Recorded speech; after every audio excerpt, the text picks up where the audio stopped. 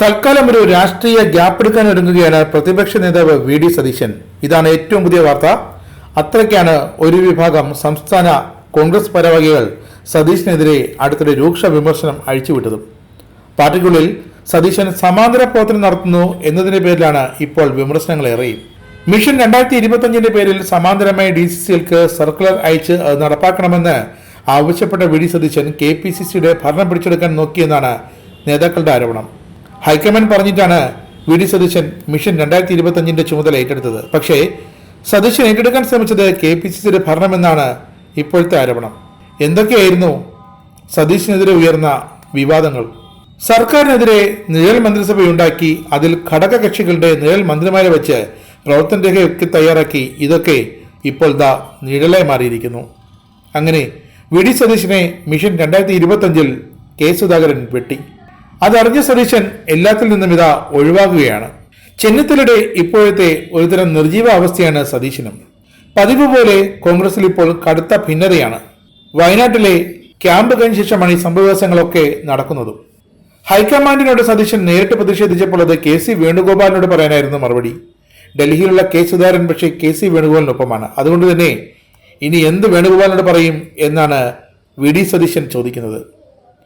ഇതോടെയാണ് V D Satheesan തീരുമാനിച്ചത് K മുരളീധരനെ പോലെ ഒരു രാഷ്ട്രീയ ഗ്യാപ്പ് എടുക്കാൻ. സതീശനെതിരെ കെ മുരളീധരൻ പോലും ശബ്ദമുയർത്തിയതാണ് ഇപ്പോൾ വി ഡി സതീശനെ ഏറെ വേദനിപ്പിച്ചതും. അങ്ങനെ കെ സുധാകരനെ പ്രസിഡന്റ് പദവിയിൽ നിന്നും തള്ളിത്താഴാൻ ശ്രമിച്ചിട്ട് നടക്കാതെ വന്ന സതീശൻ മിഷൻ 2025 ചിലതൊക്കെ പിടിച്ചടക്കുമെന്ന് കരുതി. ഒടുവിൽ ആ മിഷൻ തന്നെ സുധാകരൻ വേണ്ടെന്ന് വെക്കാൻ തീരുമാനിച്ചു. ഇനി നിയമസഭ ചേരുമ്പോൾ മാത്രമേ പാർട്ടിക്ക് സതീശന്റെ ആവശ്യമുള്ളൂ എന്ന അവസ്ഥയുമായി. ഇതോടെയാണ് ഒരു രാഷ്ട്രീയ പിന്മാറ്റത്തിന് വി ഡി സതീശൻ ഒരുങ്ങുന്നതും. തദ്ദേശ തെരഞ്ഞെടുപ്പ് ലക്ഷ്യമിട്ടുകൊണ്ടുള്ള മിഷൻ 2025 LDFനെ തകർക്കാനാണ് ലക്ഷ്യമിട്ടത്. അതിന്റെ പേരിൽ കോൺഗ്രസിനുള്ളിൽ ഭിന്നത രൂക്ഷം. വിശാലമായ ക്യാമ്പയിന് ശേഷം വയനാടൻ ചുരമിറങ്ങിയതോടെ അടി മൂക്കുകയും ചെയ്തു. തർക്കം സതീശനും സുധാകരനുമപ്പുറം പാർട്ടി ജനറൽ സെക്രട്ടറിമാരിലേക്കും വ്യാപിച്ചു. അതോടെ വിമർശനങ്ങളിൽ നിന്നും മാറി വി ഡി സതീശൻ അകന്നു, മനസ്സുകൊണ്ട് തകർന്നു. തന്റെ കടുത്ത അതൃപ്തി സതീശൻ AICCയെ അറിയിക്കുകയും ചെയ്തു. ഹൈക്കമാൻഡ് ഇടപെടലില്ലാതെ ഇനി മിഷൻ 2025 ചുമതല ഏറ്റെടുക്കില്ല എന്നാണ് വി ഡി സതീശന്റെ ഏറ്റവും ഒടുവിലത്തെ തീരുമാനം. പ്രതിപക്ഷ നേതാവിൻ്റെത് സമാന്തര സംഘടനാ പ്രവർത്തനമാണെന്നാണ് വയനാട്ടിലെ ക്യാമ്പിന്റെ അവസാനം നേതാക്കൾ പറഞ്ഞത്. ക്യാമ്പിന്റെ അന്തസത്ത തന്നെ പ്രതിപക്ഷ നേതാവ് കളഞ്ഞു കുളിച്ചു. പരിഭവങ്ങൾ മറന്ന് എല്ലാവരും ഒരുമിച്ച് പോകണമെന്ന് പ്രസംഗിച്ചയാൾ തന്നെ അതിനെ തുരങ്കം വെച്ചു. KPCCയുടെ പ്രവർത്തനങ്ങളിൽ ഏകപക്ഷീയമായി മേൽക്കൈ നേടാൻ പ്രതിപക്ഷ നേതാവ് ശ്രമിക്കുന്നുവെന്ന് നേതാക്കൾ വിമർശിച്ചു.